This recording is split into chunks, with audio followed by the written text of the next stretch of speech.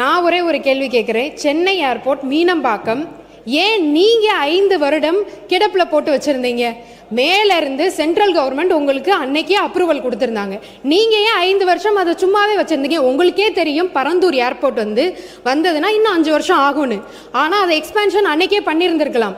அதுக்கான central government அதுக்கான அப்ரூவலும் கொடுத்தாங்க. என்ன நோக்கத்துக்காக நீங்கள் இதை ஸ்டாப் பண்ணி வச்சுருந்தீங்க? உங்களோட மனசாட்சியை நீங்களே கேட்டுக்கோங்க.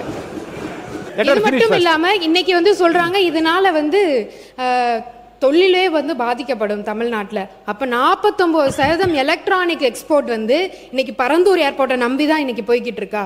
41% எலக்ட்ரானிக்ஸ் எக்ஸ்போர்ட் இன்னைக்கு போர்ட் மூலமாகவும் ஏர் கார்கோ மூலமாகவும் சென்னை ஏர்போர்ட் மூலமாக தான் அனுப்பிச்சிட்டு இருக்கோம்.